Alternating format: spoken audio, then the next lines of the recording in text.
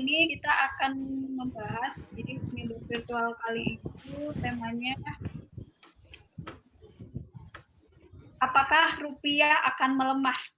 Nih, jadi kita pada sore hari ini kita akan langsung mendapatkan informasi dari Mas Awalil nih sebenarnya apakah rupiah akan melemah di kala pandemi ini gitu ya, atau untuk tahun-tahun ke depan. Bisa saya awalnya untuk mempersiapkan sesuatu sampai materi.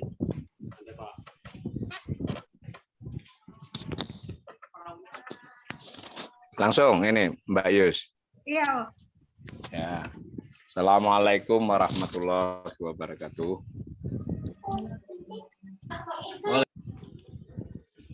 Saudara-saudara yang saya hormati, sambil menunggu bergabungnya yang lain, dan karena ini portal ya, portal kan masih punya rekaman YouTube, dan nanti mungkin Mbak Yus dan Lukni bisa menjadikannya satu atau dua berita, bagian-bagian yang tanggap penting. Jadi saya kira kita bisa mulai saja. Ini agak di luar dugaan sebenarnya ya Mbak Yus ya, karena saya sebenarnya sudah diminta sejak 10 hari yang lalu, saya sudah beritahu tema ini ya. Jadi sebelum ribut sebenarnya, ya berarti saya bolehlah mengklaim. Saya ini memang feelingnya agak aneh kalau dalam hal ekonomi. Nah, Hayan harus ngakui, saya bilang utang 10.000 orang berapa bulan kemudian kan. Dulu kan saya sudah bilang waktu diminta temanya Pak, kasih tema rupiah aja. Karena memang ada feeling ini akan menjadi sesuatu. Tapi karena ada soal teknis kan diundur seminggu oleh portal kan, sehingga kesannya ini mereaksi tema yang ada, sebenarnya tidak. Karena buat kawan-kawan yang kenal saya tidak terlalu reaktif ya terhadap tema-tema yang populer. Ya tentu yang reaktif dan mengkomentari itu juga perlu, karena kita perlu banyak sudut pandang. Itu biar tugas ekonomi yang pengamat lah.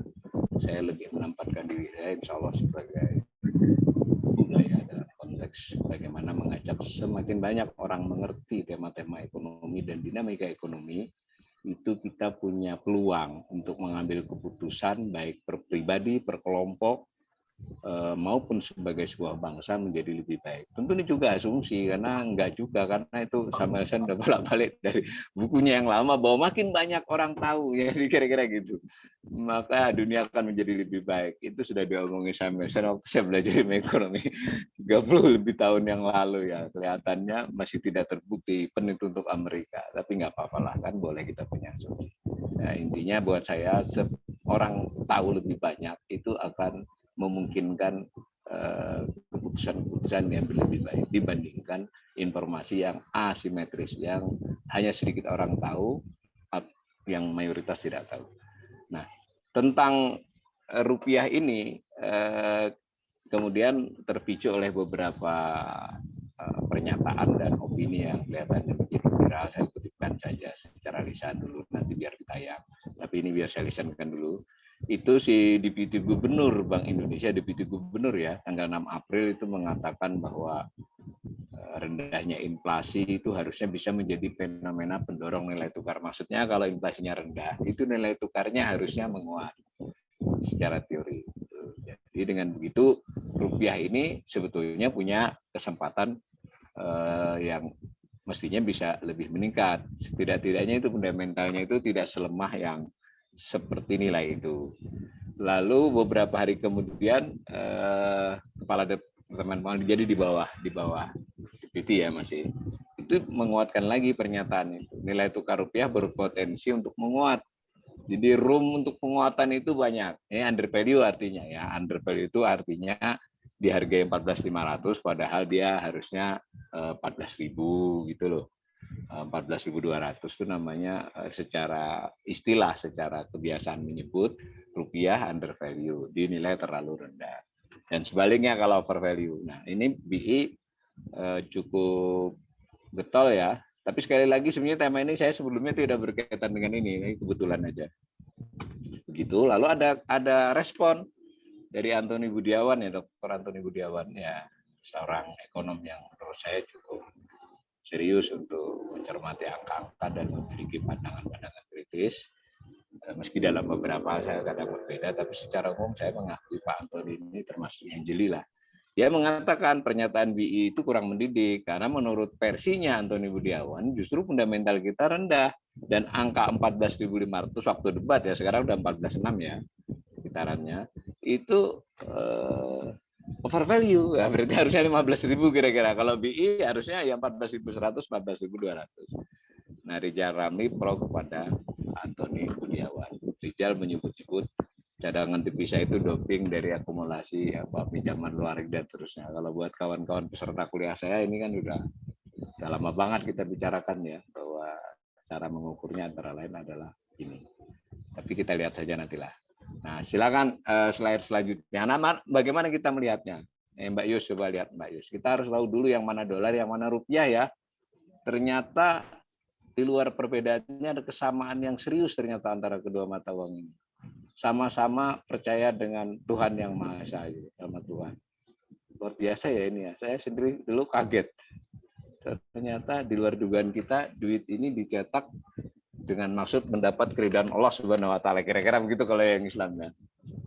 Jangan salah loh ya. Jadi buat yang para anti uang, di uangnya itu ada ini, ada tulisan dengan rahmat Tuhan yang Maha Esa, in God we trust, sama ya. Nah, selanjutnya lagi, Mbak Yus. Nah, ini untuk kita mendapat gambaran, ini saya utak-atik malam tadi aja. Ada yang hari ini satu. Jadi kalau yang kiri atas itu kalau kita ngelihatnya dari 1 Januari berarti berapa? 3,5 bulan. Nah, itu gambarnya kayak gitu.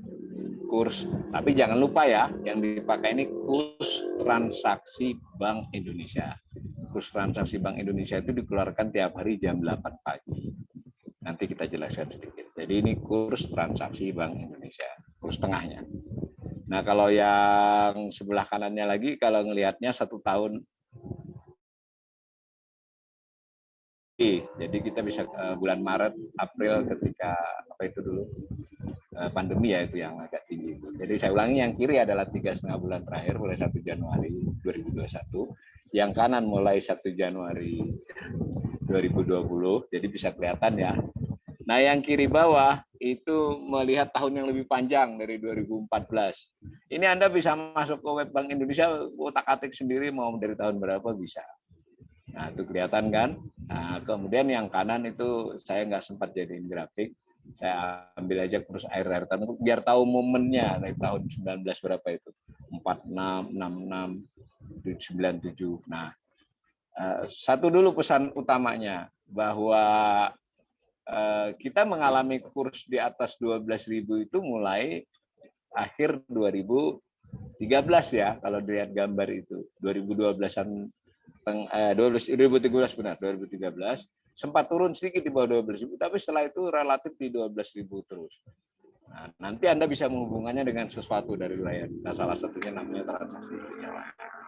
Jadi pernah kita lama 9.000-an juga pernah lama. Nah, dan yang monumental lagi adalah yang tahun 98 ya, sempat kita mencapai 16.800, pernah 14.000 lama, kurang lebih begitu.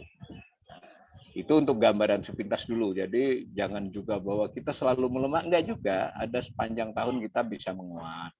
Jadi kalau dari gambar itu kan ada penguatan. Jadi kalau kita bilang melemah itu ya kalau perspektif jangka yang panjang. Kalau jangkanya setahun bisa menguat, bahkan 2 tahun pun bisa menguat. Lihat gambarnya saja. Jadi enggak ada kecenderungan sekitar 5-10 tahun relatif stabil di berapa gitu ya. Ya seperti 9.000-an itu lama. 12.000-an lama. Nah, ini kita kelihatannya 14.000-an baru berlangsung berapa 2 tahunan ya. 2019 juga sudah 14.000-an kelihatannya, hampir. Jadi nanti kita bisa melihat bahwa keseimbangan di 14.000 sampai 15.000 ini sudah berlangsung hampir 2 tahun ya, 2 tahunan.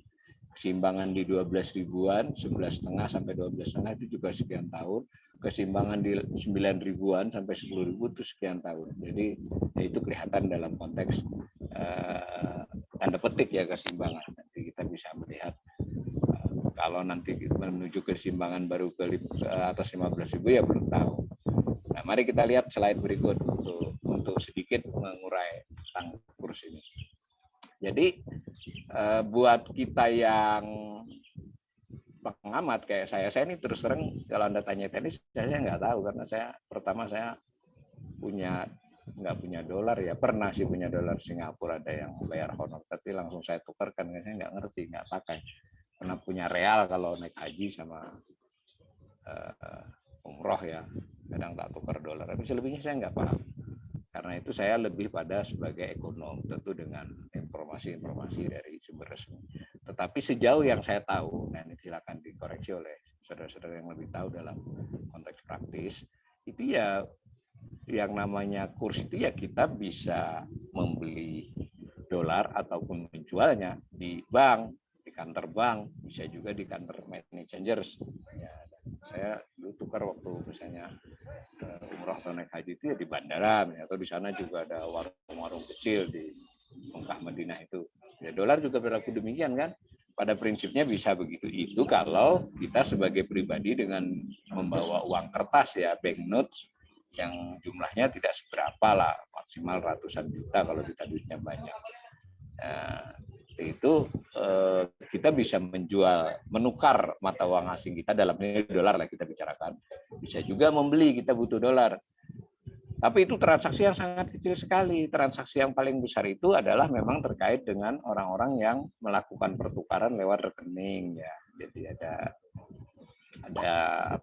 tagihan dia, ada penerimaan dia dari penjual ekspor atau kebutuhan dia mau ngimpor kan tidak dibawa berbentuk uang kertas begitu.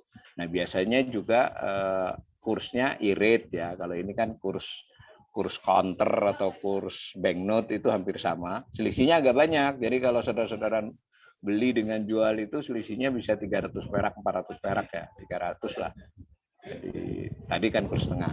Tapi kalau e-rate biasanya lebih dekat karena pertama jumlahnya besar, kedua juga kemudahannya. Tetapi intinya antar pelaku, baik itu penjual maupun pembeli di pasar valuta asing, itu menimbulkan kurs kan. Tetapi lalu kurs tersebut dari mana? Saya berkali-kali terus saya sering dulu waktu saya suka keliling-keliling ya, karena sebagai pegiat ekonomi syariah, beberapa kiai yang masih muda-muda lah yang masih punya perhatian terhadap ekonomi itu nanya yang buat kepala saya juga pusing untuk menjelaskan. Awalnya gimana sih Mas? Ada juga yang manggis. Gimana sebenarnya menentukan harga kurs kok sekian? Nah, begitu kan.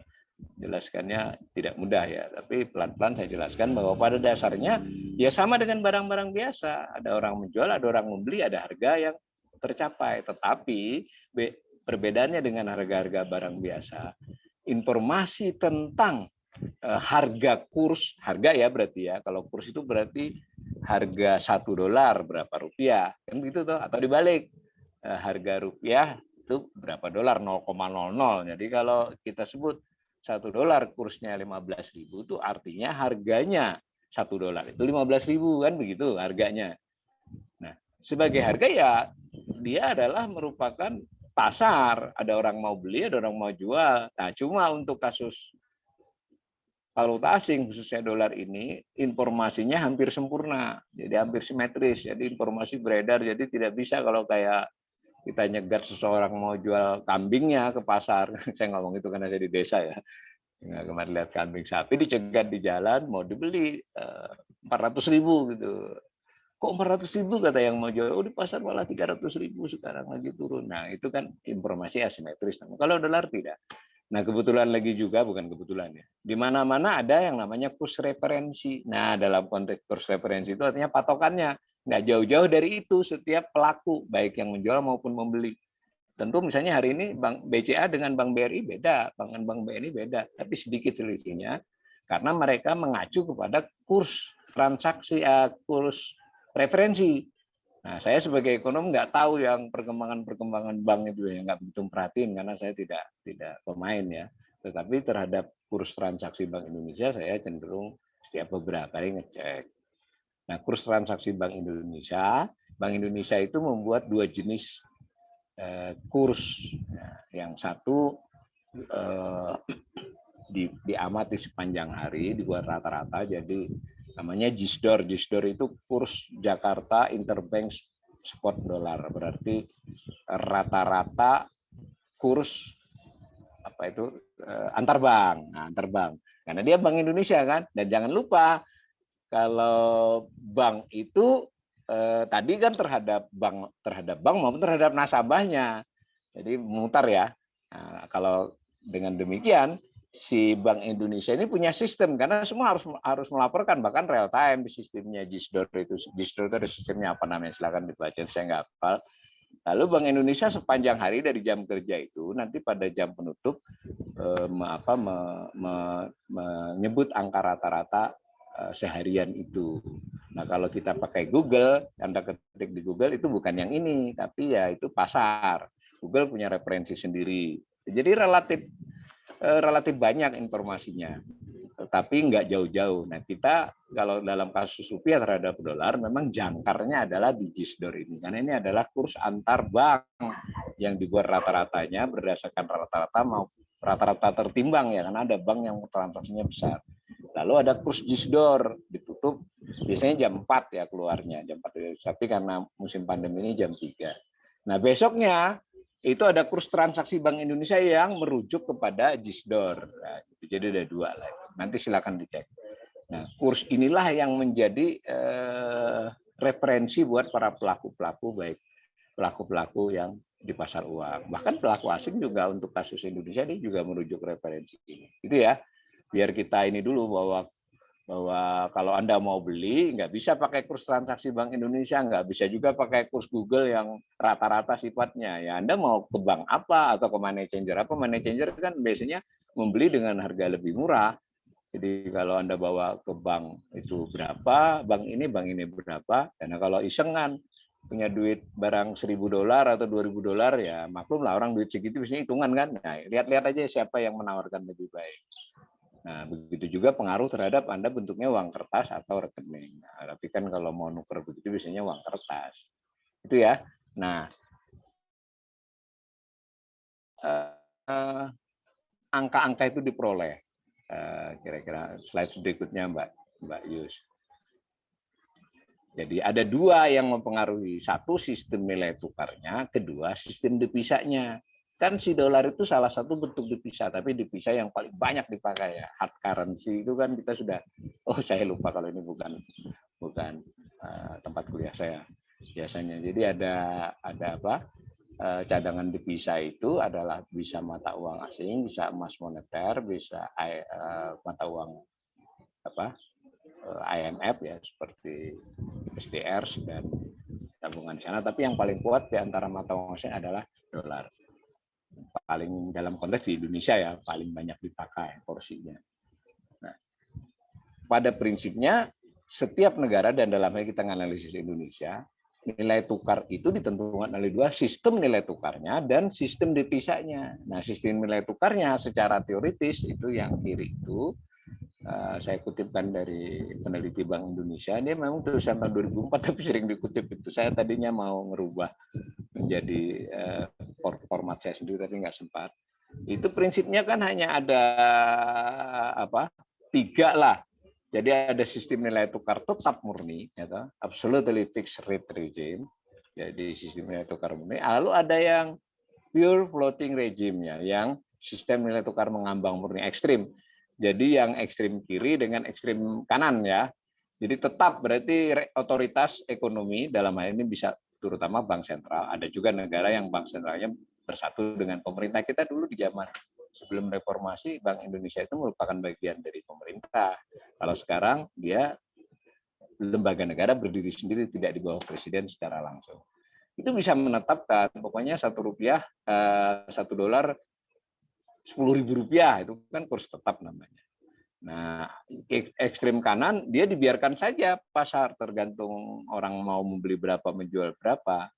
Nah, di tengah-tengahnya itulah ada sistem nilai tukar tetap tapi dapat disesuaikan.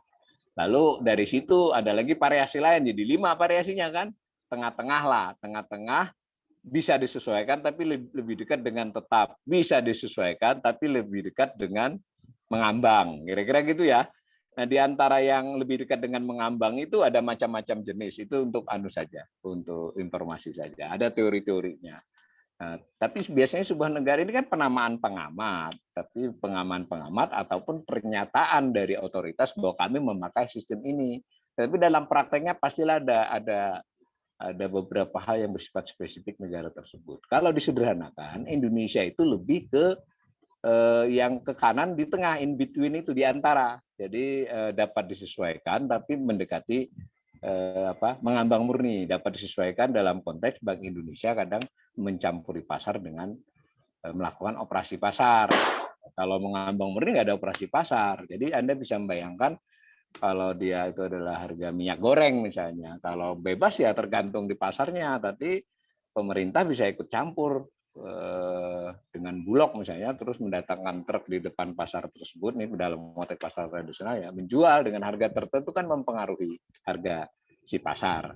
Nah, tentu dalam konteks dolar sebetulnya lebih kelihatan karena itu harus resmi dinyatakan dan itu dilakukan oleh Bank Indonesia. Jadi kita bisa, kalau ini versi saya, silakan Anda menilai dengan bagian ini. Menurut saya, sistem nilai tukar di Indonesia itu adalah sistem nilai tukar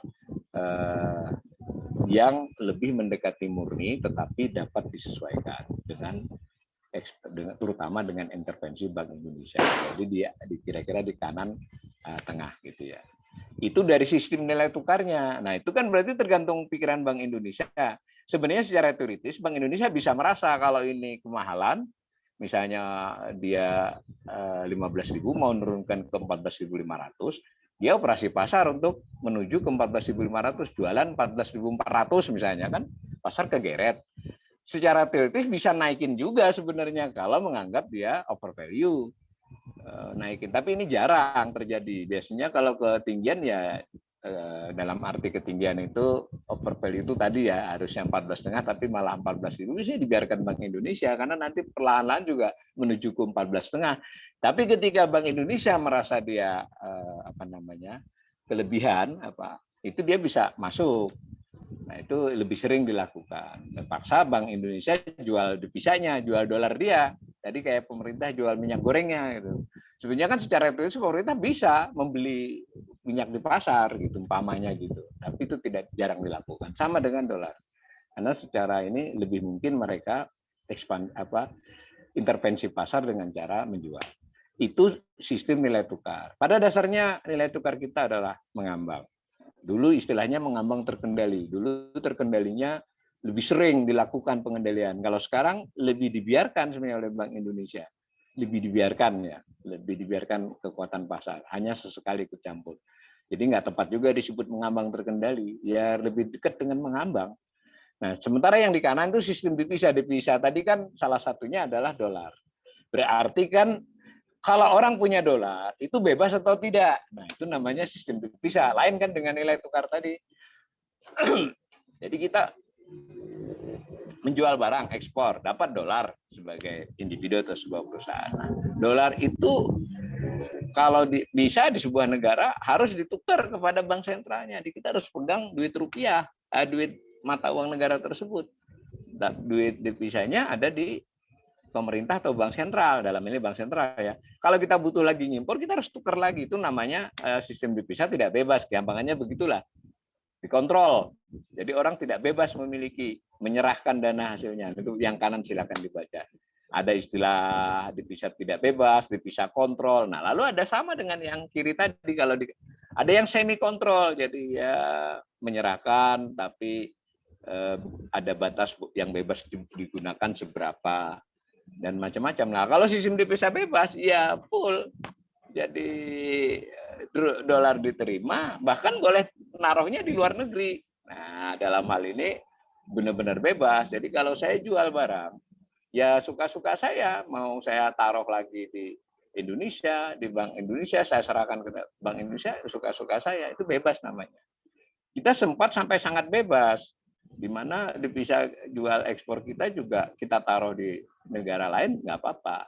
Nah, pelan-pelan Bank Indonesia melakukan beberapa aturan, salah satunya, tapi saya tidak sempat mengecek kerinciannya ya, keharusan untuk membawa pulang meskipun dipegang sendiri, tapi harus ada di dalam sistem keuangan dalam negeri, ya, kira-kira gitulah ya, di dalam bank di Indonesia, bukan Bank Indonesia ya. Jadi ada di sini. Berarti kalau misalnya duit devisa itu ada, dolar itu ada di salah satu bank, kan berarti under control Bank Indonesia, under control otoritas moneter. Tapi kalau dia taruh di Singapura kan tidak under control Bank Indonesia. Kurang lebih begitu.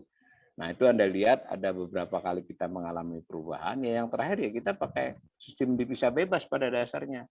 Mulai ada pengetatan dalam beberapa tahun terakhir, termasuk ketika ada pandemi ini, pengetatannya itu ya berarti aturan teknis. Misalnya laporannya harus bagaimana, rincian laporannya. Jadi orang ekspor, duit dapat duit, tetapi dia harus melaporkan.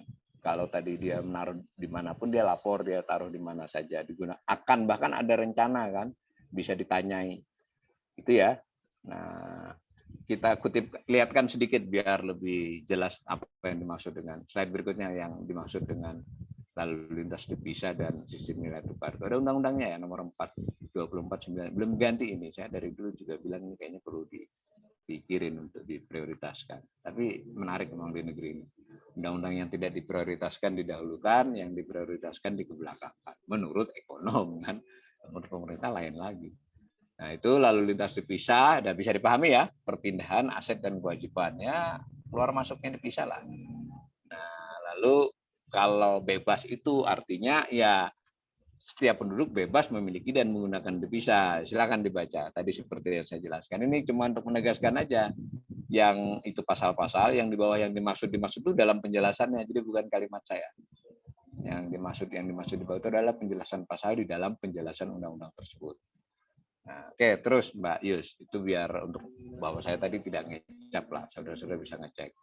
Nah, lalu kita hubungkan tadi ini sistem devisa, kemudian sistem nilai tukar, lalu tadi kita sudah dapat gambaran sekilas perkembangan kursnya terhadap dolar. Jadi kira-kira sudah mulai nih dalam kepala kita berpikir, itu ada perkembangan angka-angka, ada sistemnya, ada pernyataan Bank Indonesia, ada pengkritiknya. Lalu kita jadi pengen tahu juga sebagai pembelajar ekonomi, ini gimana sih sebetulnya kira-kira faktor yang mempengaruhi kurs dolar itu. Nah, saya kutipkan lagi dari peneliti Bank Indonesia, kiri dua orang itu. Ya, ini beberapa itemnya berubah sebenarnya, tapi secara substansi sederhana seperti tadi pernyataannya. Yang menentukan nilai tukar US dollar terhadap rupiah itu adalah permintaan terhadap dolar tersebut dan penawarannya. Jadi kayak barang lah. Yang butuh berapa, yang menawarkan berapa, harganya, harga deal keduanya itu. Tapi tadi mekanismenya kalau untuk mata uang kan lebih complicated tapi agak real time. Jadi biarpun kompleks tapi terukur, ada di dalam catatan-catatan yang sifatnya IT sudah. Nah, maka kira-kira harganya itu akan menjadi mahal itu berarti dari sisi rupiah, dulu $1 10.000, sekarang 15.000, nah itu kan menjadi lebih mahal. Itu berkaitan dengan ketersediaannya, salah satunya. Yang dijualnya ada nggak barangnya? Yang butuh berapa? Yaitu permintaan dan penawaran. Makin banyak yang butuh, ya harga cenderung naik. Tetapi biarpun makin banyak yang butuh, kalau penawarannya lebih cepat lagi bertambahnya, ya harganya turun. Bagaimana kalau dua-duanya naik turun? Ya terjadilah fluktuasi. Itu namanya faktor fundamental. Faktor fundamental itu yang sering-sering didengar. Fundamental itu ya prinsipnya adalah secara real yang memperlihatkan dalam kurun waktu tertentu, sebutlah 2 bulan, 3 bulan, setahun, faktor-faktor permintaan dan faktor penawarannya balance nggak? Nah, mungkin saya pindah saja kalau dolar agak kesulitan. Telur ayam lah, telur ayam ras. Kalau misalnya di seluruh Indonesia dia dibutuhkan anggap aja 10 juta biji telur selama setahun, ya penawarannya berapa? Itu penentuan kan. Nah, di bulan-bulan tertentu karena ada orang manten dan apa, penawarannya ayam kan tidak bisa dipaksa bertelur banyak, dia tetap aja ajak selama setahun. Maka harganya cenderung naik karena yang minta lebih banyak. Dan seterusnya. Nah, begitu juga dengan sayuran, daging. Kenapa hari raya, tahun baru cenderungnya harga ini. Tetapi para pelaku bisnisnya di bidang ayam, di bidang daging, itu sudah memiliki pengetahuan untuk memanfaatkan fluktuasi itu terhadap keuntungan dia. Nah, di dolar sebetulnya pada prinsipnya sama di pasar dolar ini. Pasar dolar di Indonesia ya, jangan lupa ya. Karena kan hitung dari rupiah, pasar dolar ada juga di Malaysia, di Singapura terhadap mata uang masing-masing. Itu bergantung pada itu, salah satunya. Hanya seperti juga di pasar telur, sebetulnya di musim orang, saya dulu kenapa cerita telur, karena saya pernah jadi pedagang telur ya 25 tahun yang lalu di Jogja, lama juga, hampir setahun. Jadi sudah tahu kalau musim telur di Jogja itu namanya euh ya, musim perang selamatan, mantenan. Itu permintaan memang besar gitu loh. Maka pasti harga telur naik. Tetapi ada faktor-faktor lain yang membuat kenaikan bisa lebih banyak lagi ketika ada spekulasi, ada kong-kali-kong di antara pedagang-pedagang telur besar. Yuk hari ini kita jangan keluarin di pasar 2-3 hari. Kita stok telur 2 hari 3 hari kan tahan ya. Maka kelihatan kosong di pasaran, lebih kosong daripada orang mau kan pusing itu. Besok dia keluarin bareng, harganya tinggi, lebih tinggi jauh, naiknya signifikan. Itu bisa begitu. Tentu terbatas. Spekulasi dari pedagang telur, pedagang ayam, pedagang daging sapi itu lebih terbatas. Sementara dolar ini para spekulannya sedikit tidak terbatas, dananya maupun kesempatannya dan seterusnya. Kelemahannya ada juga, telur bisa membuat informasi si pub yang butuh tidak kuat. Sementara kalau dolar itu sebetulnya masing-masing pelaku punya informasi yang relatif sama. Nah, hanya saja bolehlah saya sebagai ekonom sedikit berburuk sangka ya. Para pemain-pemain ini kan punya deal-deal yang kita tidak paham di luar pasar yang berakibat ke pasar. Jadi intinya secara fundamental itu yang dimaksud dengan faktor fundamental dalam kurs adalah murni faktor permintaan dan penawaran berdasarkan indikator-indikator yang ada. Segitulah harga yang kira-kira bisa tercipta normalinya. Faktor spekulasi itu akan membuat pasar lebih bergejolak, dan karena di dolar faktor spekulasinya itu lebih banyak. Nah, tetapi yang kanan, analisis yang lebih kompleks itu dari Krugman disadur oleh Ferry Salifuddin, nggak hanya permintaan penawaran. Jadi tadi kalau misalnya barang ada, tapi kan kalau di pasar tadi telur, tapi ada transportasi ke sana enggak? Ketika orang mau beli cepat datang enggak? Nah, barang itu. Nah, dalam dolar juga sama.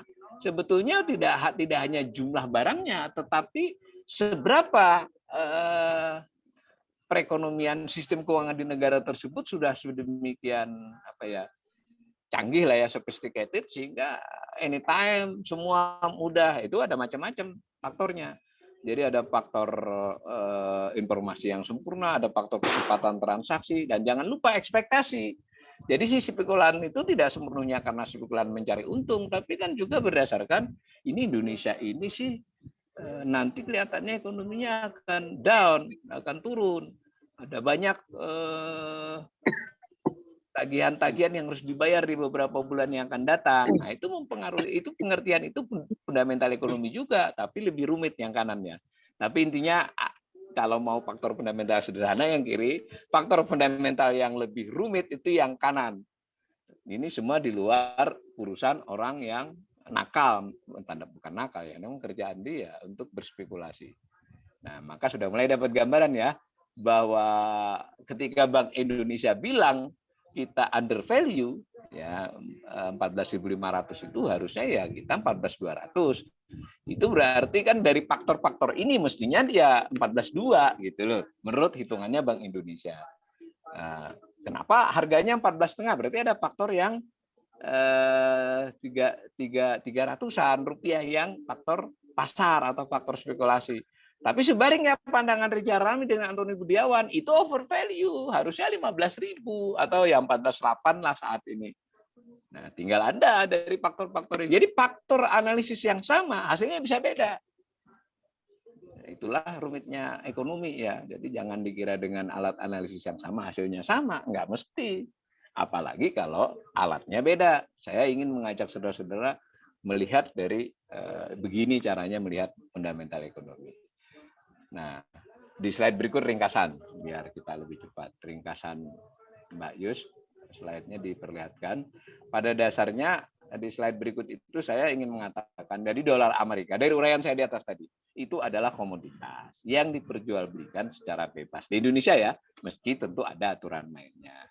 Aturan itu memang pelan-pelan dalam setahun terakhir ini mencoba diperketat oleh otoritas ekonomi. Tapi prinsipnya masih bebas. Ada penawaran dan permintaan dolar Amerika kan begitu. Ada yang butuh, ada yang mau jual. Ya kan? Pasti begitu. Nah, harga terbentuk dari waktu ke waktu. Nah, dalam hal ini bank umum, terutama bank biasa, itu berlaku sebagai penjual dan pembeli yang utama. Nah, Bank Indonesia jangkarnya. Bank ini relatif kalau bank yang buku 4 yang gede-gede itu tidak pernah kekurangan. Karena kalau kurang tinggal pinjam ke Bank Indonesia atau ke bank lain. Karena itu ada pinjaman antar bank. Ini nggak mungkin. Jadi kalau Anda mau beli dolar ke bank manapun di antara bank-bank besar itu pasti ada. Kalaupun dia mau nunda, udah semenit 2 menit, tunggu sebentar Pak, dia tinggal ambil saja. Gitu. Jadi nggak ada. Transaksi terbesar itu di dalam negeri bersifat tunai. Banknote itu ada berupa banknote, itu ini salah saya ini. Banknote ini sebetulnya uang kertas, tapi yang saya maksud tadi ada rekening, ada segala macam. Nah, yang uang kertas itu tidak besar. Total seluruhnya baik itu rekening maupun uang kertas maupun yang transfer lainnya itu nilainya, nilai spotnya perdagangan tunainya diduga sekarang sekitar 1,5 sampai 2 miliar. Saya informasi tentang ini tidak rutin diberikannya, harus jeli membaca di laporan Bank Indonesia. Tapi saya lihat dari laporan-laporan terakhir di kisaran 1,5 miliar dolar per hari. 2 kalau pas lagi rame. Bisa ya mulai membayangkan bahwa ada jual beli, baik menjual maupun membeli di kisaran 1,5 sampai 2 miliar. Menjual sekaligus membeli, ya, jadi hampir sama posisinya. Nah, itu. Nah, lalu ada transaksi forward. Itu kondisi normal tadi ya. Kalau kondisi tiba-tiba lagi orang mau pergi keluar ya bisa sampai 4-5 miliar atau pemerintah buat SBN cair 2-3 miliar, itu namanya kondisi tertentu kan. Ini kondisi normal. Lalu ada transaksi yang disebut forward. Forward itu berarti dia tidak spot. Jadi janji menjual dan membeli di waktu yang akan datang. Sebulan, 2 bulan, 3 bulan, 6 bulan. Nah, transaksi forward itu harusnya ada acuannya. Di Indonesia yang ada acuannya dibolehkan. Jadi karena saya akan membeli barang impor 3 bulan yang akan datang, sudah ada dokumen impornya, udah tinggal disiapin, saya butuh bayar. Maka saya beli dolarnya sejak sekarang, tapi forward saya tidak beli sekarang, beli 3 bulan yang akan datang. Ada kurs tercipta, tidak persis sama dengan kurs hari ini. Nah, itu kan tergantung nego juga, tergantung ekspektasi saya dan ekspektasi yang saya beli 3 bulan yang akan datang di harga berapa. Gitu. Saya misalnya menganggap akan menguat, saya 14.400 banknya nggak mau ya, itu kan ada dealnya. Itu namanya transaksi forward, tetapi berdasarkan acuan akan ada transaksi real karena saya mau impor. Dan sebaliknya kalau saya impor, nanti saya mau tukarkan impor ekspor ya, untuk saya tukarkan rupiah bisa saja. Nah, tetapi ada jenis transaksi yang non delivery ya, non derivable. Jadi non derivable. Itu non derivable forward itu janji jual beli dolar, tapi tidak ada kaitannya dengan ekspor impor barang dan jasa, ya forwardnya kayak judi lah ya.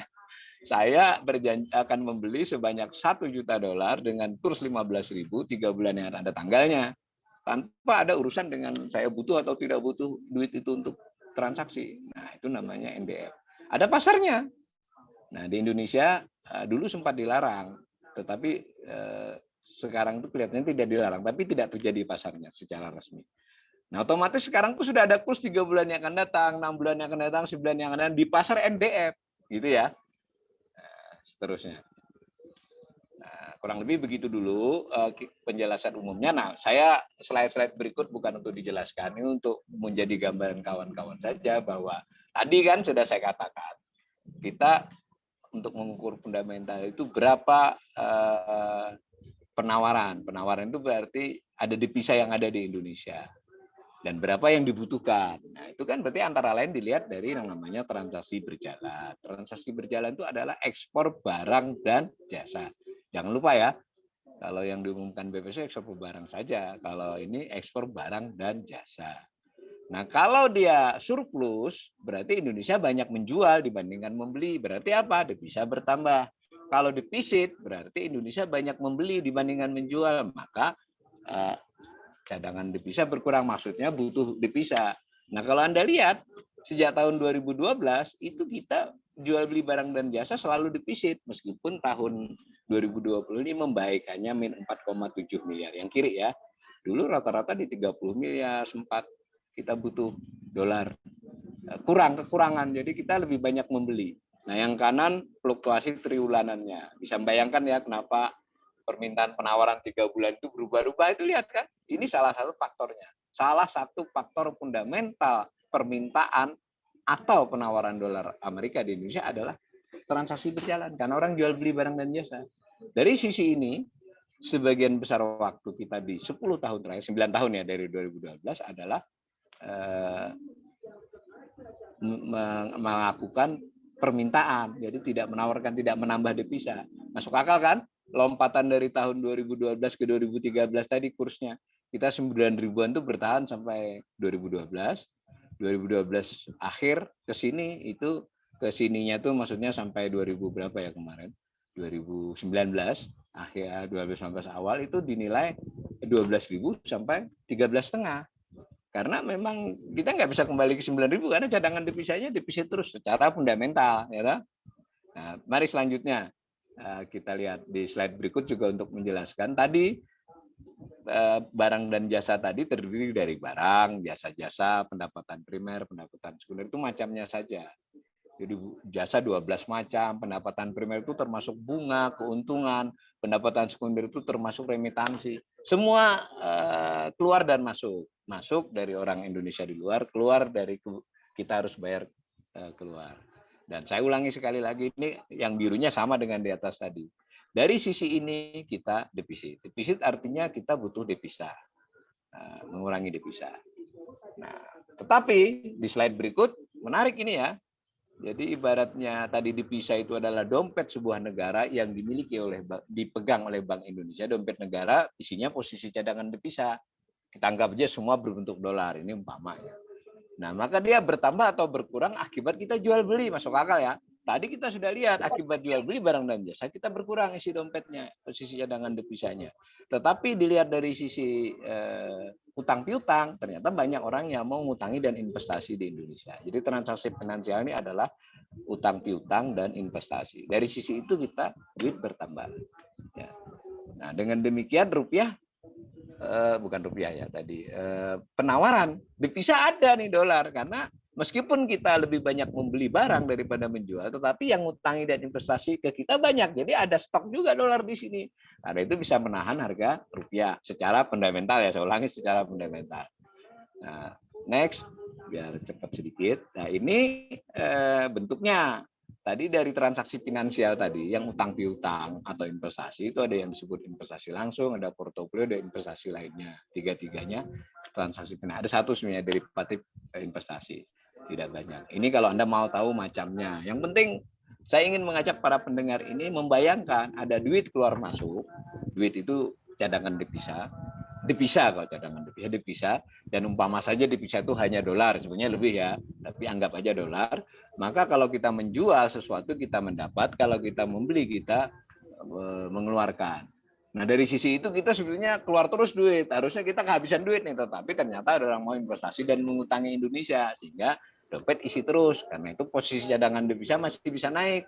Karena lebih besar surplusnya transaksi finansial dibandingkan defisitnya transaksi berjalan. Terus utang piutang dan investasi itu dari sisi macam ada 3 macam, itu cara melihat saja. Next. Nah, kalau digabungkan di slide berikut, kedua-duanya tadi transaksi finansial digabung transaksi berjalan namanya neraca pembayaran. Nah, tadi kan di slide atas tadi silakan dicek nanti ya.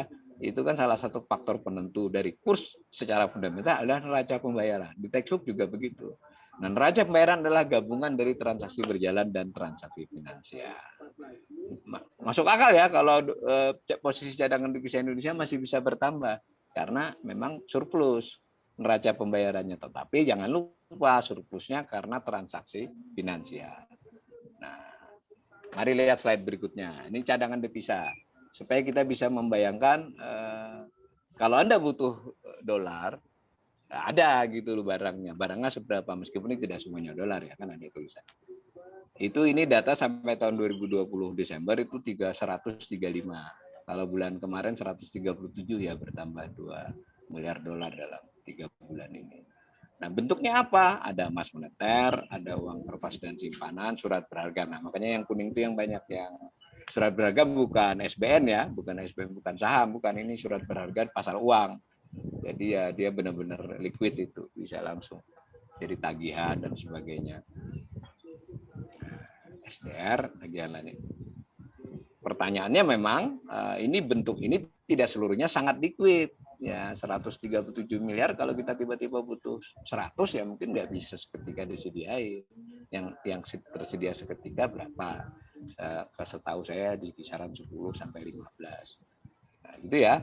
Itu sudah bisa terbayang ya. Ini adalah cadangan devisa yang dimiliki. Dari ini juga BI ingin mengatakan, oh kita itu fundamentalnya kuat, cadangan devisa kita 137 miliar. Toh setiap hari hanya ada berapa tadi? 1,5 sampai 2 miliar kan? Kebutuhan US dollar. Sayang kita tidak dapat informasi spesifik. Dari 137 itu berapa yang dolar Amerika persisnya, dan yang penting berapa yang super liquid yang maksudnya seketika bisa dipakai oleh Bank Indonesia, mana yang perlu jeda waktu beberapa hari ya itu. Kalau itu bocor ya pasar seneng lah. Tapi saya kira pasar tahu ya, ekonom malah yang nggak tahu. Pasar emang lebih pintar dari ekonom kalau soal begini. Nah, mari next kita lihat di berikutnya. Boleh dong saya sebagai ekonom. Betul. Cadangan devisa kita itu 135, 137 sekarang ya. Tetapi jangan lupa, tadi kan karena dia dulu ditopang oleh utang piutang dan investasi, melewati tadi transaksi finansial. Nah, salah satu akibatnya adalah sebenarnya utang luar negeri kita naik, yang biru itu. Jadi kalau disederhanakan, betul di dompet kita ada duit 135 ini pada akhir Desember ya, kalau sekarang 137. Tapi utang kita ada 407 di situ. Kalau sekarang cadangan devisanya 137, utangnya 417 ya, sama naik juga. Make sense ya? Jadi bahwa tentu ini nggak masalah karena ini memang manajemen cadangan devisa, ini lazim lah. Cuma ini untuk kita juga gambaran, nggak bisa juga jadi terlalu merasa hebat-hebat amat. Ini kan logika dipakai oleh Pak Rizal Ramli. Ya kita punya cadangan devisa banyak, tapi utang kita juga banyak. Tapi tentu nanti Bank Indonesia bisa lagi menjelaskan utang luar negeri banyak, tapi kan tidak harus dilunasi segera, benar nggak? Ini 417 miliar dolar misalnya utang luar negeri. Toh jatuh temponya kan ada yang 5 tahun, 10 tahun, jadi tidak harus langsung menggerus cadangan devisa. Tidak bisa dong debitur, kreditur tiba-tiba lagi, pokoknya bayarin semua. Dan yang lazim adalah utang luar negeri jangka pendek. Ya, masuk akal ya. Jangka pendek waktu sisa itu adalah utang yang harus dilunasi setahun ke depan. Berapa? Nah, ternyata kisarannya di 15% dari yang biru itu. 15% dari 400-an itu berarti kira-kira keluar angka 60 ya. Jadi kita butuh setahun depan 60. 60 itu yang menekan cadangan devisa. Kalau yang ininya masih panjang cerita. Tahun depan lagi urusannya. Next. Selanjutnya, tapi jangan lupa kebutuhannya adalah bukan pada soal pembayaran saja. Tadi utang jangka pendek itu adalah utang pokok. Bagaimana dengan bunganya? Dan jangan lupa, karena orang lain investasi, ada juga pembayaran terhadap dividen dan keuntungan. Karena itu tidak bisa memakai cicilan luar negeri, tapi harus lebih luas. Nah, ini misalnya contoh dipakai ini. Kalau per tahun menurut World Bank, dia pakainya debt service, itu beban utang. Beban utang berarti cicilan pokok plus bunga.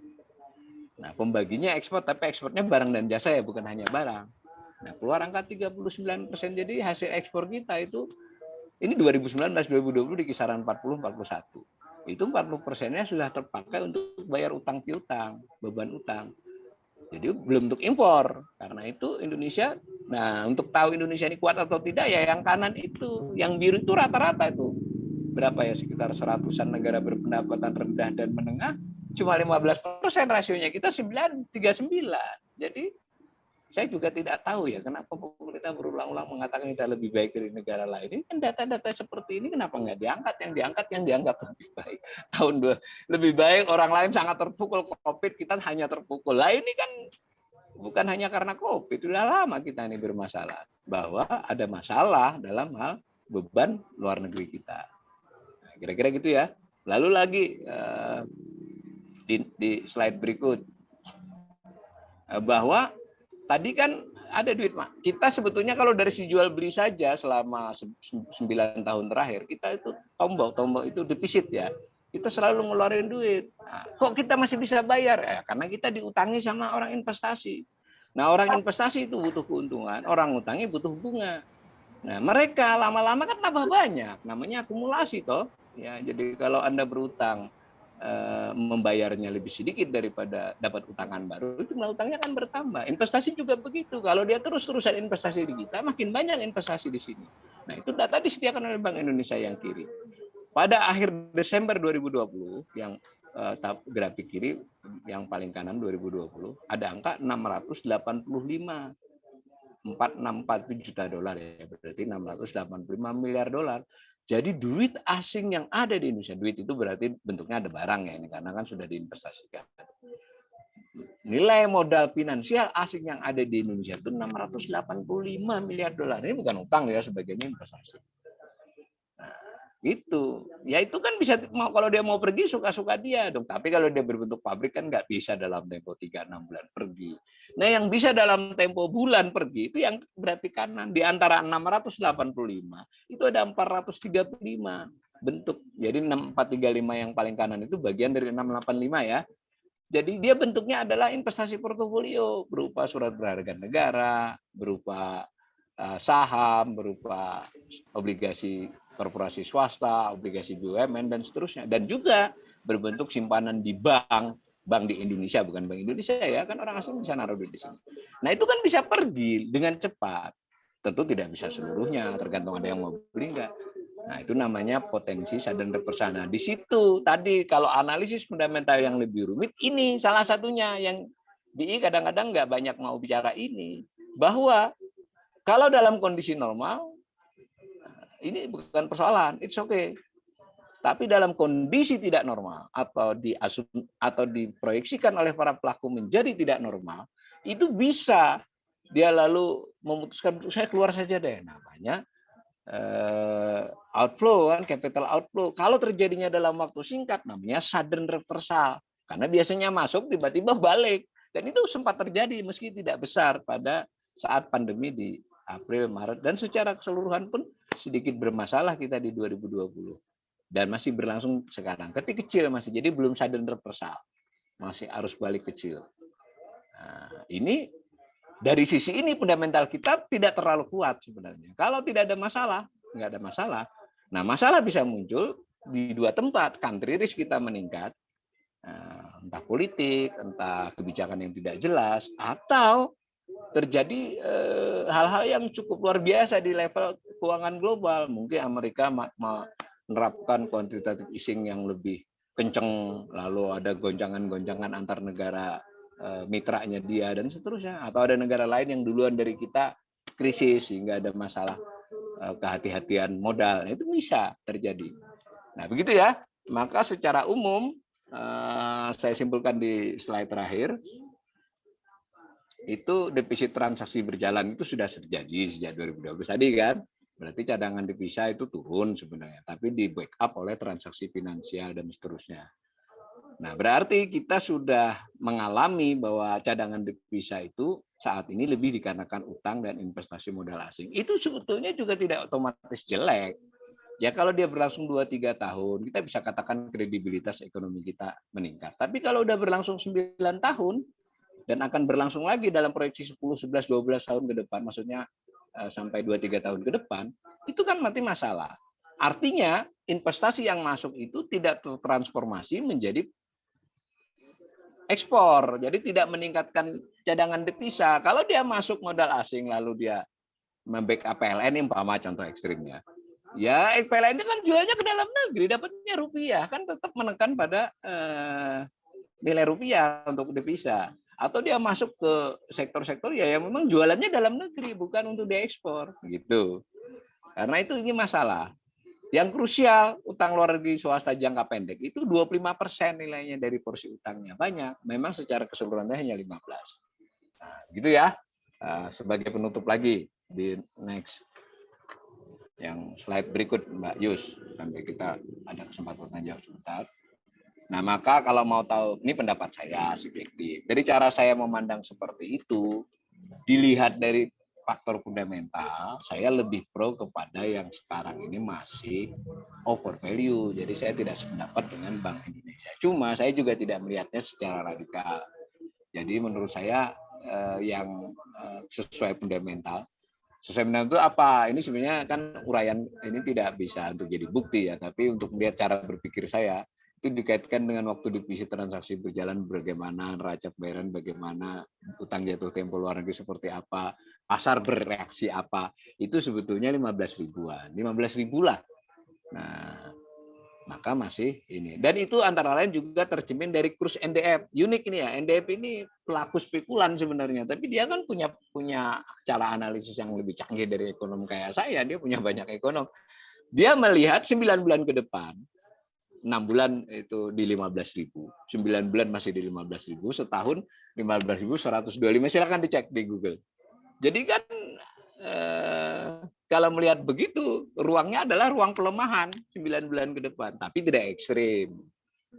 Jadi kalau tidak terjadi kejadian-kejadian yang sangat luar biasa dua ya, saya ulangi sekali lagi, dalam negeri itu country risk, termasuk kemungkinan APBN default dan sebagainya itu memukul, atau ada utang BUMN yang default tidak terbayar, APBN tidak bisa backup, itu faktor psikologisnya besar.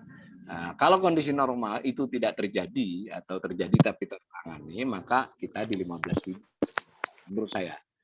Nah, tetapi dalam kondisi demikian, rupiah ini rawan terhadap spekulasi. Jadi kalau orang posisinya itu tidak terlalu kuat meskipun masih aman, itu kan didorong sedikit kan jatuh, gitu loh. Maka kalau ada spekulan dengan duit ya barang 1 sampai 10 miliar dolar ya bisa merobohkan rupiah. Yang kedua, rawan pembalikan modal asing. Ya kan kalau tiba-tiba modal asing pergi, tidak usah banyak-banyak. Tadi dari 430-an tadi, pergi 50, kita belum sempat pergi 50, rata-rata pergi 10-20 kemarin. Kalau pergi sampai 50 miliar dolar, sadar universalnya, saya kira rupiah kan 20.000 kalau 50 miliar dolar. Tapi itu hanya terjadi kalau memang country risk dan situasinya agak krusial. Nah, kepanikan pasar untuk pasar keuangan itu kelemahan sekaligus kelebihannya bisa berlangsung sangat cepat. Beda dengan hal-hal lain. Jadi efek kontagionisnya juga cepat, efek penularannya. Meskipun juga cepat membaik.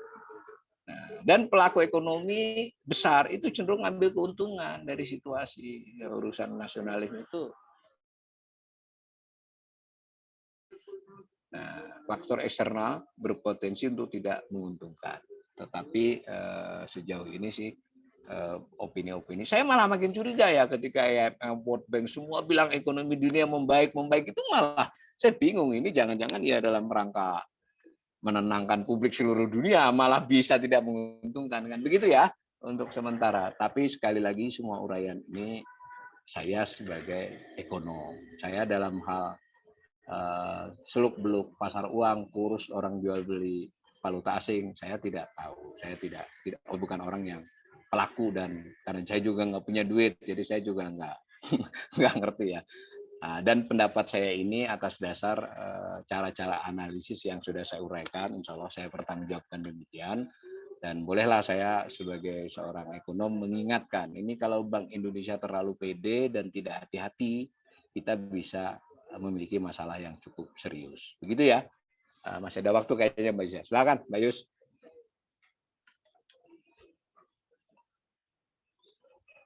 Nggak ada suaranya tuh Yusni. Yusni belum mic-nya. Ya, makasih banyak Mas Awalil. Ya, pemaparannya menarik sekali ya. Tadi juga sudah ada kesimpulannya.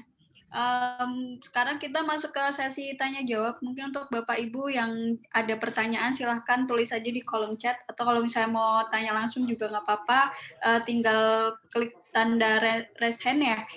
Itu nanti akan saya coba ini ya, persilakan untuk bertanya. Tapi kebetulan nih udah ada beberapa yang bertanya dari tadi. Ini langsung aja ya Pak Awalil ya. Ya, dibacakan aja. Ya. Ini dari Modari. Izin bertanya, Prof, melemahnya kurs rupiah ini apakah berdampak terhadap terjadinya krisis perekonomian Indonesia? Dan apakah akan terjadi capital outflow? Apa rekomendasi terhadap pemerintah agar rupiah kembali normal kembali? Dari Muhdari Banjarmasin. Silahkan Pak Awalil. Pak Muhdari ini dosen tua yang rajin belajar ini. Senang saya. Betul begitu Pak. tua tidak jadi ukuran untuk selalu belajar. Tapi saya perlu, tadi sebenarnya mungkin waktu ditulis saya belum selesai, sehingga sebagian sudah terjawab kan dari Brian. Tapi boleh saya sederhanakan. Bahwa saya justru belum melihat sekarang ini pelemahan berbahaya atau terjadi. Yang saya khawatirkan itu besok. Jadi bukan sekarang ya, Mbak Yus ya. Ya. Jadi karena kalau tadi 14.600 ini malah terlalu kuat. Harusnya kita sudah 14.800. Saya cenderung yang berpendapat begitu. Berarti kan pelemahan belum terjadi sebenarnya. Nah, apakah pelemahan itu berarti buruk? Sebenarnya tidak secara teoritis. Pelemahan rupiah itu tidak selalu berarti buruk bagi sebuah perekonomian. Dalam banyak kasus, pelemahan yang terukur itu menstimulan ekspor. Masuk akal ya? Karena kalau nilai tukar kita rendah, itu harga barang kita di tempat kita ekspor kan terasa murah kan, gitu loh. Nah, tetapi dan itu dilakukan bahkan secara bersengaja, seperti Cina mungkin mengatur beberapa kursnya untuk direndahkan. Tetapi kita itu karena sudah terlanjur memakai dan sampai sekarang memilih kurs bebas, mendekati bebas murni bahkan, dan cadangan devisa bebas, maka rendah atau tingginya ini tidak berdampak di situ. Dan pada waktu terjadi pelemahan itu ternyata terbatas. Dulu memang meningkatkan ekspor di 98, tapi terbatas, tidak sepadan antara pelemahannya dengan kenaikan ekspornya. Nah, karena apa? Karena barang ekspor kita itu elastisitasnya. Jadi kalaupun banyak permintaan nggak mampu melayani, umpama nih kita adalah furniture. Ketika orang minta 20, kita nggak bisa juga ngelayani kan? Gitu loh. Nah, maka saya ingin sederhanakan bahwa kurs itu tidak harus menguat. Yang rata-rata perekonomian itu umumnya diakui secara analisis prefer cenderung lebih baik jika kurs itu stabil. Stabil itu bukan tetap ya, lain ya. Maka dia terukur, maka buat para pelaku itu menjadi predictable. Bisa diperkirakan. Jadi buat pemerintah dia menyusun anggarannya sudah bisa memperkirakan, buat pengusaha ketika dia menghitung cost maupun kalau dia jual dia menghitung revenue itu predictable. Kalau dia fluktuatif tidak sepenuhnya menguntungkan. Jadi lebih prepare begitu. Nah, jadi jangan juga berpikir bahwa ini bagaimana caranya 15.000 itu jadi 1.000 misalnya. Bisa saja kalau mau otoritas menggunakan kurs tetap. Tapi saya termasuk orang yang beranggapan ini harus hati-hati. Jadi, lalu apa yang harus dilakukan ke depan agar kurs ini stabil? Kembali ke pendirian saya ya, stabil. Kalau menguat perlahan, melemah perlahan. Ya faktor fundamentalnya dikuatin. Nah, fundamental yang utama tadi kalau saya jelaskan tadi adalah produksi barang dan jasa yang bisa dijual ke luar negeri. Kalau produksi barang dan jasa kita tidak mampu dijual ke luar negeri dengan baik, maka fundamental kita lemah. Maka cadangan devisa kita, duit yang kita punya itu hanya bergantung kepada orang mau ngutangi atau investasi di Indonesia, dan itu rapuh. Rapuh oleh kemungkinan terjadinya arus balik. Begitu ya. Tetapi sejauh ini kita juga harus paham. Kita juga memiliki backup yang baik. Jadi saya juga tidak ingin beda ya. BI Bank Indonesia itu agak beda dengan pemerintah. Maksudnya kontrolnya secara sistem itu lebih kuat, baik pada internal Bank Indonesia maupun antar bank sentral dunia. Jadi nggak bisa juga dia macam-macam karena harus ada jendela-jendela antar mereka. Jadi kenapa? Karena kalau satu agak goyang itu banyak yang goyang, lebih daripada pemerintahan. Pemerintahan satu jatuh itu masih mungkin untuk yang lain-lain cepat-cepat membarier ya. Tapi kalau kurs itu agak luar biasa efeknya. Sehingga saya termasuk juga mengatakan tidak dengan mudah juga rupiah itu tiba-tiba anjlok menjadi 16-17 ribu. Indonesia ini, Bank Indonesia itu berkawan lah dengan The Fed. Ada BIIS ya, Bank for International Settlement. Juga dengan IMF. Jangan lupa kita punya SDRS dan punya RDF. RDF itu simpanan kita di IMF. Dan punya kemungkinan standby loan di IMF. Ini beda dengan yang disuarakan Ibu Sri tentang utang pemerintah. Ini yang bank sentral ya, yang bank sentral. Sehingga kenapa? Karena ekonomi dunia itu sangat membutuhkan kestabilan juga antar mata uang. Pelaku spekulan pun juga tahu kapan berspekulasi. Kalau spekulasi terusan rubuh sistem ini, ya hancur bareng. Jadi kira-kira kalau itu agak kegemukan dikerokin dikit lah ya, susunya main diperah. Tetapi dia tahu kalau ini sampai kurus banget negara seperti Indonesia. Ini sudah ekonomi politik ya feeling saya. Sehingga sejauh tidak ada faktor-faktor country risk yang luar biasa dan juga tidak terlalu ugal-ugalan otoritas ekonomi dalam kebijakannya, maka rupiah di 15 ribuan. Tidak juga sampai 16 ribu atau lebih. Tapi kalau Bank Indonesia dan pemerintah tidak mau kurang melihat opini-opini internasional, bahaya kan? Ketika ini burden sharing ini bantu terus, itu nanti dampaknya panjang. Jadi ini mungkin Mbak Yus buat kawan-kawan yang mungkin sudah memiliki analisis lebih intermediate dan advance ya, ini harus dihubungkan dengan burden sharing kan. Ya, pada dasarnya kan quantitative easing diberikan ketika BI membeli SBN. Nah, ada kecenderungan ini tidak bisa dihentikan. Lalu nanti asing pelan-pelan melepas SBN-nya. Maka makin banyak dimiliki oleh Bank Indonesia. Ini ada variabel yang membuat tidak balance-nya portofolio Bank Indonesia. Nah, kalau faktor ini ketangkap oleh pasar dan diduga oleh pasar akan memburuk, jadi dorongan bisa ke 16-17 ribu. Karena itu saya kasih warning. Saya tidak ngasih warning 16 ribu, Mbak Yus. Saya kasih warning bisa 20 ribu, Yan. Jadi ini akan lompatan, bukan ke 14 ribu, ke 20 ribu. Kalau dia benar, ini akan hanya bertahan di 15 ribu. Turun terus sedikit, naik turun. Tetapi kalau jebol, dia bukanlah ke 16 ribu, 17 ribu, tapi ke 20 ribu.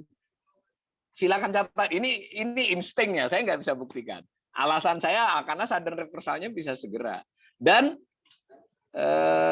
kelihatannya pemerintah belum ada rencana menjadwalkan utang-utangnya misalnya, atau mencoba tiba-tiba membuat perpres yang tiba-tiba menghentikan dulu seluruhnya belanja-belanja yang aneh-aneh itu ya. Tapi nggak bisa karena itu berhubungan, dan jangan lupa sebagian belanja itu butuh dolar itu. Butuh dolar. Nggak banyak informasinya. Begitu Mbak Yus. Ada lagi nggak? Ya, begitu ya Pak Modari. Semoga sudah menjawab penjelasan dari Pak Walil tadi. Berikutnya ada dari Pak Hanendra Agung S. Izin bertanya, bagaimana cara mengembalikan kurs ke angka $1 300 rupiah? Oleh itu gampang, tinggal undang-undangnya dirubah menjadi kurs tetap, lalu Bank Indonesia menetapkan bahwa kurs dolar adalah 300 perak. Kalau perlu $1 1 rupiah, selesai persoalan. Gitu ya Yan ya. Orang itu teorinya begitu. Undang-undang bahwa kurs yang dipakai adalah kurs tetap, ya toh? Nah, kalau ada item-itemnya, lalu Bank Indonesia buat peraturan Bank Indonesia. Kalau memang peraturan barunya harus keputusan bersama dengan itu kan, oke, $1 sama dengan $1. Itu cara yang legal. Tapi hati-hati, ekonomi Indonesia langsung. Karena adjust. Saya ulangi ya, buat dunia usaha, buat pelaku ekonomi yang utama itu adalah predictable. Kalau pasti sih mereka sangat senang, tapi kan nggak ada yang pasti. Tapi predictable. Nah, yang ketika terjadi ketidakstabilan yang sulit diprediksi oleh pelaku, maka mereka melakukan adjust dengan menyimpan cadangan untuk berjaga-jaga. Itu dilakukan oleh dunia keuangan, itu dilakukan oleh sektor real. Nah, setiap upaya berjaga-jaga yang berlebihan mengurangi kekuatan untuk menggerakkan sektor real. Make sense ya? Nah, pada posisi seperti itu, ya ekonomi pulih. From manufacturing index baru diumumkan, naiknya kayak malu-malu. Coba 50,0 itu kan 50-50 yang optimis dengan pesimis. SKDU hanya di 50, masih ya kalau PMI itu harus di atas 55%, 60% kalau memang, apalagi dari sebelumnya kan, bukan dari yang, artinya ini wait and see-nya luar biasa. Mau dihajar kayak apa Bang? Tetap mengurangi kredit, kasih kredit kepada yang lama sampai seperti itu. Wait and see. Kenapa? Karena mereka tidak bisa memprediksi ini. Ya mohon maaf nih buat saya. Mereka bahkan agak ragu ini pemerintah ini terhadap kebijakan utang dan belanjanya persisnya bagaimana. Kok PD-nya banget utang aman. Ya kan? Ya boleh pemerintah PD, tapi saya sebagai pelaku usaha juga harus hati-hati nih.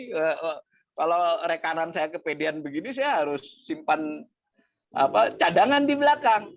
Dan saya sudah buktikan, mungkin di yang ikut kuliah saya, bahwa menarik ketika kita kayak begini butuh devisa, tahu nggak tidak? beberapa pelaku pemilik modal orang Indonesia itu menaruh duitnya lebih banyak di luar negeri. Itu ada angkanya. Lah apa artinya? Ya terserah, kita boleh nuduh dia tidak nasionalis. Ya nggak bisa juga dong, orang bebas kok. Duitnya duit dia, saudara-saudara juga naruh di bantal boleh kan? Nah, tetapi buat ekonom seperti saya ini petanda. Mereka mungkin masih percaya, karena kalau dia nggak percaya kan sudden reversal, ya toh. Kalau dia tidak percaya, keluarnya habis-habisan. Kalau dia keluar segitu, itu namanya pasang kuda-kuda. Nah, gitu loh. Minimal kalau nanti angkut-angkut barang, begitu Mas Yan, kalau angkut-angkut barang nggak, sisanya saja yang diangkut. Maka capital adequacy ratio bank 20-21% tidak ada artinya. Sama sekali tidak ada artinya. Kenapa? Kita semua sudah tahu sebagian itu sudah di DSBN, ya toh? Tinggal sedikit yang sangat liquid. Nah, sebenarnya ini semua berujung hanya kedua pihak, Bank Indonesia dan pemerintah. Dan nampaknya posisi penendang bola utama itu pemerintah, bukan Bank Indonesia. Kalau pemerintah mau sedikit mengalah, lalu adjust, lalu membuat pernyataan-pernyataan yang lebih, menurut saya ini persuasif, ini sulit, kami akan melakukan gini. Tetapi dari hari ke hari kita hanya mendengar ini aman, kita lebih baik loh. Kalau udah begitu, orang udah menurut sejarah kemanusiaan sudah begitu. Orang-orang sombong itulah yang akan duluan akan jatuh. Nggak bisa begitu sebenarnya. Kita aneh kan, otoritas ekonomi di negara yang lebih kuat saja mencari simpatik dengan menyatakan kesulitan. Ini malah mencari kebanggaan, itu berat. Nah, Bank Indonesia keteteran. Bank Indonesia ini sebetulnya sebelumnya adalah sehat. Keteteran ketika harus backup. Untungnya masih ada kekuatan. Tapi kalau ini berlangsung terus-menerus, nah bisa memukul ke sini. Dari situasi begitu diumumkan lagi kemarin, ini kita 3 triwulan berturut-turut neraca perdagangan surplus. Ampun, hal-hal kayak begitu dibanggakan. Dia jelas surplus, orang impornya kurang. Kenapa impor berkurang? Ya karena orang nggak berproduksi baik. Coba seperti itu kan upaya-upaya menjelaskan kepada publik yang berlebihan. Jelaskan saja, kita ini sudah bukan rakyat Indonesia, ini sudah terlalu dewasa menurut saya. Bagaimana caranya otoritas menjelaskan secara persuasif situasi sulit tapi akan teratasi. Jelaskan kepada pasar, kami punya plan ini konsisten. Nah, warning inilah yang menurut saya risiko terbesar tadi rupiah adalah ketidakpastian Bank Indonesia dan pemerintah ini mau ngapain. Untungnya Bank Indonesia masih di backup kawan-kawannya. Ada The Fed, ada VIS, ada pasar uang antar. Adalah masih. Tetapi ya tidak tahu Mbak Yus. Begitu Mbak Yus ya. Ya, kita sih berharap itu. Kita sebagai rakyat ini cuma berdoa, saya ekonomi cuma bisa teriakan. Ada lagi Mbak Yus? Oke, baik. Pak Ali, terima kasih. Semoga sudah menjawab ya Pak Hanendra Agung. Selanjutnya ini ternyata Pak Modari bertanya lagi nih Pak Walil. Semangat banget sepertinya. Izin Profesor. Ya, berarti dolar sudah floating market tergantung demand dan supply ya. Artinya untuk menaikkan nilai rupiah perlu intervensi pemerintah dengan operasi pasar. Bank Indonesia, bukan pemerintah. Jadi memang sudah lama kita, sudah sejak tahun 99 kita begitu. Jadi kalau mau menaikkan nilai rupiah berarti jadi lebih dari berapa itu satu-satu jalan adalah dengan operasi pasar. Dan kalau operasi pasar itu berarti pakai cadangan devisa yang dimiliki Bank Indonesia. Benar nggak? Nah tadi sudah kita katakan Bank Indonesia juga memilikinya segitu saja. Jatah untuk operasi pasar itu di kisaran 5 sampai 10 miliar dolar setahun. Kalau dihabisin dalam sebulan, terus rupiah menguat ke 14.000 atau 13.500, nah sisanya nanti pakai apa memperkuatnya? Begitu ya, Yan? Ya ini seni ya, seni kebijakan. Tapi saya ingin katakan Pak Mudar bahwa kita menggunakan sistem mengambang itu sudah lama. Nah, cuma dari waktu ke waktu kadang kita lebih banyak intervensi, kadang lebih sedikit. Nah, kita lebih banyak intervensi ketika Bank Indonesia cukup kuat. Bank Indonesia cukup kuat itu ukurannya apa? Memiliki posisi cadangan devisa yang besar. Dan di antara instrumen posisi cadangan devisa itu ada yang sangat liquid, yang lebih mungkin dilakukan dalam operasi pasar. Yang berikutnya lagi, Bank Indonesia mengukur pasar lain. Jangan lupa loh ya, kita nggak bisa lihat di kita juga, lihat di tempat lain. Lihat di pasar-pasar lain. Kalau misalnya sama-sama melemah gitu, rupiah melemah, semua mata uang melemah kepada dolar, nggak usah operasi, biarin aja. Karena kan ini memang tren semua. Yang perlu operasi itu kalau mungkin kita punya duit banyak dolar. kemudian orang-orang lain itu menguat terhadap dolar, kita melemah. Nah, itu ada spekulan dan sebagainya, maka ada operasi. Jadi operasi itu lebih untuk menangani efek non fundamental. Saya ulangi ya, operasi pasar pada dasarnya untuk mengatasi efek non fundamental agar nilainya ke arah nilai fundamental. Nah, tergantung asumsi. Tadi kalau asumsinya ini masih under value, ya bisa operasi pasar. Tapi kalau memakainya ini overvalue, operasi pasar ya itu menggarami air laut. Bingung ya? Nah, ini aduh, memang saya kira ini Bank Indonesia punya agenda serius untuk menjelaskan kepada rakyat Indonesia secara umum ini, dibandingkan fiskal mulai banyak dipahami orang ya, belanja, pendapatan, utang. Tapi kalau soal posisi cadangan devisa, nilai rupiah, operasi moneter, suku tingkat bunga, ini agak sedikit lebih banyak orang yang tidak tahu dibandingkan yang tahu, dikit lah yang tahu. Nah, ini kan harus ada edukasi, dan ini bagus nih mimbar virtual ini. Sekalipun saya ini sebenarnya bukan narasumber yang baik ya, karena ini banyak kawan-kawan yang lebih ahli, tapi mudah-mudahan bisa pemicu. Tapi tadi Pak Mudar ini dosen loh di STAN. Artinya memang ini tema yang di STAN, di Sekolah Tinggi Ilmu Ekonomi.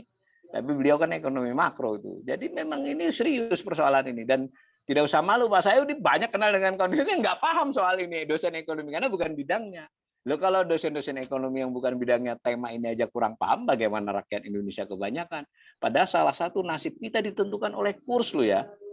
Ditentukan oleh kurs, sudah terbukti tahun 98 kan. Bagaimana mungkin kita menyerahkan sesuatu, nasib kita, itu lebih daripada pergantian presiden. Kalau saya balik kan duluan kurs daripada pergantian presiden 98. Nah, ini kan bahaya.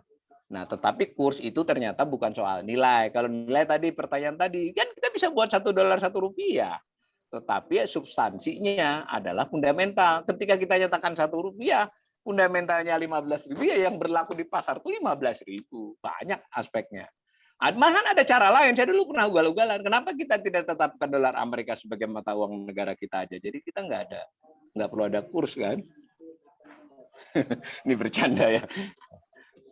Gitu Mbak Ani. Harus hati-hati.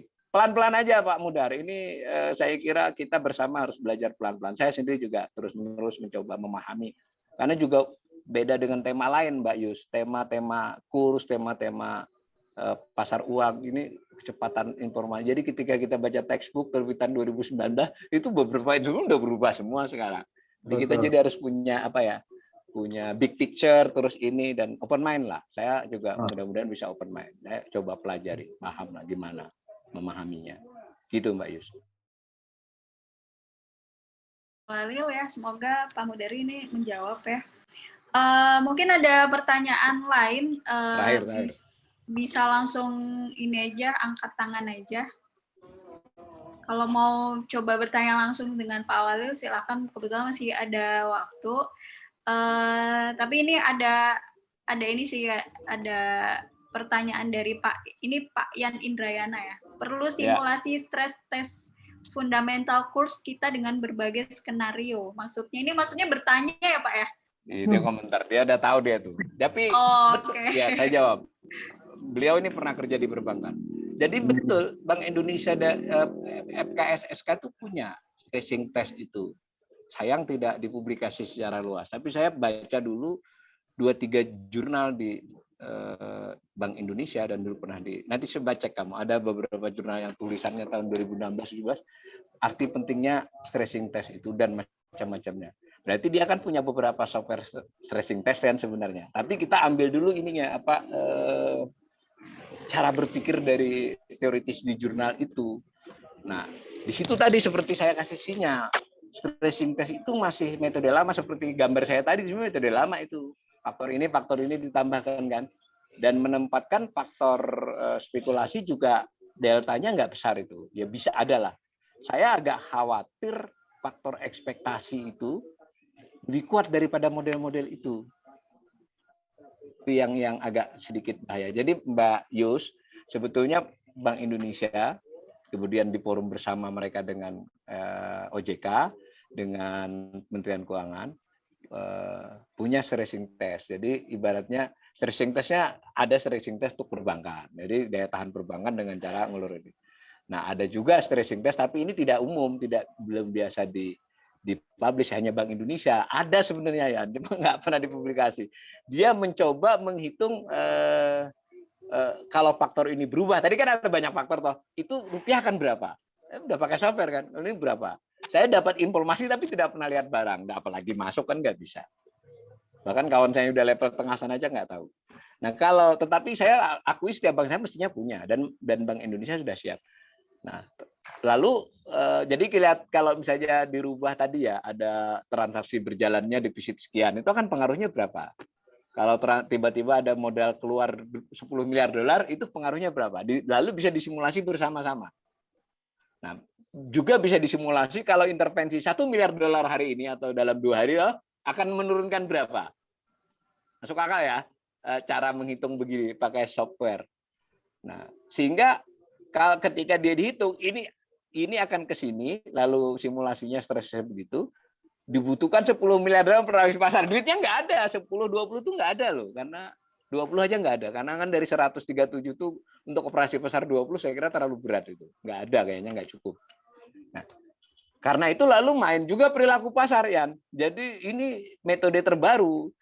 Gertak lah kira-kira begitulah Bank Indonesia ini gagah lah. Jadi sebetulnya saya mau mengkritik juga salah juga. Jangan-jangan ya memang sebenarnya dia tahu mereka ini. Cuma kalau dia harus ngomong begitu. Ini loh ya, ini nggak apa-apa, ini ilmiah ya. Saya nanti dikira bela Bank Indonesia ngelawan Pak Antoni sama Pak Rijal bahwa ini harus begitu. Karena dengan begitu artinya kan sebenarnya justru karena sudah melihat ini harus digertak aja lah sudah. Kami ada The Fed di sebelah kami. Itu kami punya masih dana kan ada utang Bank Indonesia itu. Utang yang belum dipakai sebenarnya ada di rekening IMF. Kami kalau cuma operasi pasar 5-10 miliar hari ini juga kami keluarkan. Tapi setelah hari ini keluar habis sebenarnya. Ini perang urat saraf juga kan. Kalau saya prasangka baik loh. Kalau saya prasangka buruk bisa juga. Bagaimana kalau ada oknum-oknum insider trading di lembaga yang otoritas, ya, yang memberi informasi keadaan sebenarnya. Disitulah yang kita harus berdoa saja bisanya dan berharap mudah-mudahan para petinggi-petinggi Bank Indonesia itu tidak ada yang terlibat dalam proses-proses yang tanda petik insider trading terkait dengan mata uang. Karena dahulu pernah kejadian beberapa kali. Kalau sudah begitu, semua teori ini nggak berguna. Karena kalau udah ada yang tahu mau operasi pasar 1 miliar dolar nanti jam 8.05, ya sudahlah itu kayak diserap kan, paham ya? Kalau di depan pasar ada orang mau operasi pasar minyak goreng itu udah nyiapin orang untuk antri kan untuk ngambil minyak goreng, nggak pengaruh terhadap pasar. Gitu. Jadi tidak mudah soal ini. Sehingga saya saja yang sedikit tahu dalam arti sebagai ekonom itu lebih banyak berdoanya. Mudah-mudahan bangsa ini masih dilindungi lah dari orang-orang jahat yang baik dalam maupun luar negeri. Karena kita benar-benar butuh rupiah itu stabil. Tidak usah kuat-kuat, stabil saja lah. Di 15.000, 14.500 sampai 15.000 itu menurut saya masih make sense untuk memungkinkan ekonomi pulih, transaksi internasional kita masih berjalan lancar, pengusaha masih predictable melihatnya, beban APBN masih terambil. Tetapi kalau ada faktor X, Y, dan M yang di luar analisis fundamental bermain, lalu menjadi 20.000, maka diskusi mimbar ini di beberapa bulan yang akan datang adalah diskusi kapan krisis ini berakhir. Jadi begitu, mudah-mudahan tidak terjadi ya. Mudah-mudahan tidak terjadi. Begitu Mbak Yus, kita kayaknya harus segera menyiapkan buka ini. Oke, amin ya. Terima kasih ya buat semuanya. Saya boleh tutup sedikit. Sekali lagi untuk tema ini saya bukanlah orang yang cukup kompeten sebenarnya. Saya lebih ekonom, saya mendasarinya lebih pada buku-buku dan beberapa bacaan dan angka-angka. Karena itu saudara-saudara harus cek. Tadi dibagi ya Mbak Yus ya. Dicek ulang semua informasi saya tadi dan usahakan saudara-saudara apapun profesinya sedikit tahulah tema ini. Karena ini adalah nasib kita bersama di kemudian hari. Begitu Mbak. Oke. Baik, karena ini juga sudah ada beberapa, ini ada yang udah berbuka puasa ya bahkan ya Pak Mondari ya. Kalau di Jakarta sih belum. Bro, makasih Bro, buka puasa. Semana itu di timur ya sudah ya? Ya, tengah. Saya di sini di desa ini dekat Jakarta. Ya, iya. Selamat berbuka.